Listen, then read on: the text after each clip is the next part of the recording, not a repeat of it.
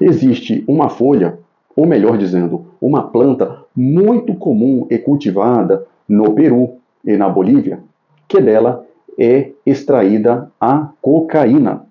Essa planta, Erythrocylum coca, é a planta que dá origem à substância cocaína. A cocaína, apesar de ser extraída de uma planta, não é nada natural. Assim como a maconha, que é extraída de uma planta, e outras substâncias tóxicas que causam tolerância e dependência, chamadas de drogas, não são nada naturais. Para que se chegue à produção de uma pasta base de cocaína, aquela pasta esbranquiçada, é lógico que os químicos usam várias substâncias.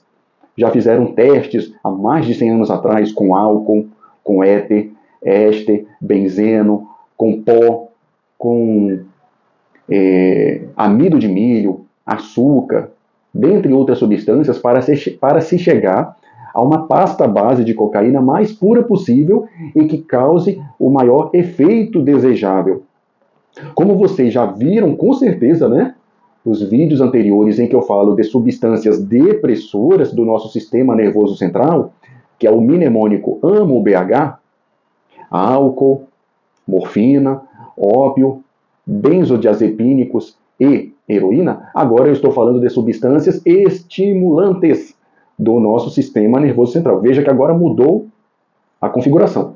Agora, o usuário de estimulantes, ele quer ficar em seu estado de vigília, alerta, ligado. Ele está se achando muito deprimido, numa rotação muito baixa, no 110, ele quer colocar a sua eletricidade no 220. Ele quer ficar ligado.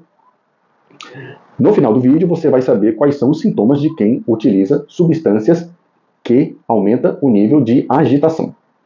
Voltemos para a cocaína. A cocaína, por ser produzida em larga escala na Colômbia, no Peru e na Bolívia, ela é transportada com muita facilidade na fronteira do Brasil com esses países. Para a América do Norte, Estados Unidos e, não diferente, né, para o Brasil. O Brasil é um grande consumidor de maconha e cocaína. E o seu derivado, que é o crack. O crack é um derivado da cocaína, também é muito consumido. A cocaína, ela pode ser ingerida de várias formas. Pela veia, injetável, sistema oral, pela boca, nasal, pelo nariz, ou de forma inalada, fervida.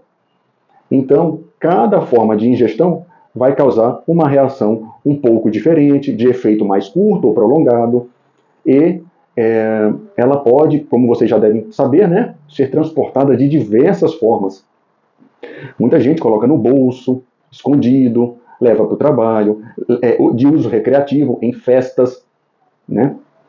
E como ela pode ser ingerida de forma não injetável, ou seja, pela veia, muita gente gosta, porque tem gente que tem horror a picadas de agulha. Então, se for para sentir um efeito legal, ou seja, um efeito de euforia, aumento do grau de agitação do sistema nervoso central, e um efeito também muito positivo, que é analgésico, anestésico, opa, gostei. E não precisa levar picadas de agulha. Muito cuidado com o que eu vou falar agora. Todos os sintomas que eu dou de determinada substância, de determinada droga, não quer dizer que aquilo ali seja o gabarito de determinada substância. Para que você não se equivoque e diga, se tem picada de agulha, com certeza é porque usou uma morfina, uma heroína. Não, uma pessoa que tiver picadas de agulha no seu corpo, ela pode ter utilizado uma cocaína ou outra substância alucinógena, entorpecente, depressor, estimulante. Muito cuidado. O médico, quando recebe uma pessoa na emergência que utilizou uma substância, vamos chamar assim, entorpecente, ele tem que usar um checklist para falar, bom, está assim, está assado, papapá. Ele junta 10 requisitos para falar, agora eu tenho praticamente certeza de que essa pessoa utilizou a substância chamada cocaína. Contudo, eu ainda vou pedir um reforço, que é um exame de urina, para confirmar o que eu já tenho praticamente certeza. Não é só, está com seus batimentos cardíacos mais elevados ou mais baixos e por isso não, de forma nenhuma. Bom, sintomas de quem usa a cocaína.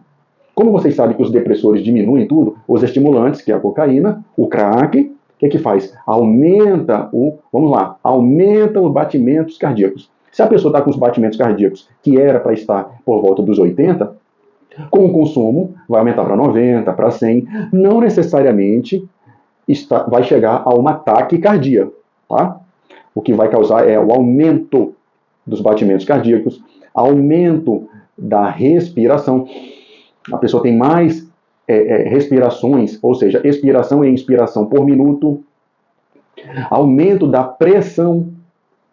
Se a pessoa tem uma pressão de 12 por 8, ela pode ter 13 por 9, pode ter, não quer dizer que seja obrigatório, é um dos requisitos. Outra, pupila dilatada. Você olha para uma pessoa, você está conversando com a pessoa numa festa, numa rave, numa balada, ou a pessoa chegou no hospital, o enfermeiro, o técnico, o médico, e vê aquela pessoa com a pupila dilatada, provavelmente ela utilizou um entorpecente estimulante. Como é muito comum o uso de crack e cocaína, o médico já pensa assim, provavelmente ele utilizou uma cocaína. O que mais? Como tem muita gente que utiliza de via nasal, inalando, cheirando, ficam resíduos nos pelos do nariz, no septo nasal. O septo nasal é esse negocinho aqui, ó, que divide o lado direito e o lado esquerdo da narina. E quem utiliza de forma recreativa e costumeira fica com esse septo do nariz avermelhado, ferido. Quem usa a longo prazo tem a rinorragia, que é o sangramento do nariz. Ferimento no septo nasal, aumento da pressão corpórea, da pressão arterial, aumento da respiração, aumento da temperatura, uma hipertermia, a pessoa já tem a temperatura mais elevada. Veja que tudo são aumentos. Aumento da agitação da pessoa, a pessoa fica eufórica, fica ligada, com estado de vigília o tempo todo, ela se sente poderosa. Ela acha que nada vai abalar. Se uma pessoa mexe com ela, chama ela de abelhudo. Abelhudo, você está falando com quem? Já que agredir essa pessoa. Ontem ele não tinha coragem de falar com a pessoa. Hoje ele já se acha o Rambo, o super-homem. Quer bater na pessoa. Se ele tem uma pistola no carro, ele quer buscar a pistola e puxar e apontar para a cara. Então isso são sintomas de parentes que estão por perto, podem analisar. O médico, o enfermeiro. Ele fala, essa pessoa não é assim. Por ele estar se achando muito poderoso, eufórico, acha que está todo mundo olhando para ele. Ele se acha o bambambão, o bonitão, que está todo mundo achando graça das besteiras que ele está falando na festa. Tudo isso são sintomas de substâncias estimulantes. Agora, qual é a diferença para um policial que aborda uma pessoa assim na rua, se ela utilizou uma droga estimulante, crack, cocaína, anfetamina, MD, uma bala, tudo é droga. A diferença está em se o policial encontrou a pessoa não só como se tivesse utilizado, porque isso pode ser um usuário, e sim vendendo, comprando, armazenando, transportando, oferecendo, e mesmo que de forma gratuita, ele será enquadrado como traficante. Mas a quantidade era muito pouca de bala que estava no meu bolso, de cocaína, não importa, é tráfico do mesmo jeito. Aquele negócio de pouca quantidade é para maconha em determinadas situações, tá? Se eu tiver com uma quantidade de maconha muito pequena, vendendo, comprando, exportando, importando, isso é tráfico também. O que não é a pessoa que estando com pouca quantidade para o consumo próprio. Aí é o usuário. Não vamos misturar, eu nem quero entrar nesse assunto agora. Pois então, entenderam quais são os efeitos da cocaína? Onde ela é produzida na América do Sul? Como ela é exportada para o Brasil? O preço dela varia. Não vou falar de preços aqui. O que acontece é que essa pasta base pura, quando chega nas grandes metrópoles do Brasil, são misturadas com amido de milho, a famosa maisena, é misturado com açúcar refinado, ultra refinado, com pó de talco, com outras substâncias que, após essa mistura desenfreada, faz com que o preço caia bastante e as pessoas consumam esse produto achando que vai ter um barato legal e não sente quase nada. Fala, essa substância é muito fraca. Por isso, o povo abaixa o preço. para enganar o consumidor final. A pergunta que eu faço é, esse consumidor final tem coragem de ir até um tribunal e dizer que está comprando droga falsificada? A resposta você já tem.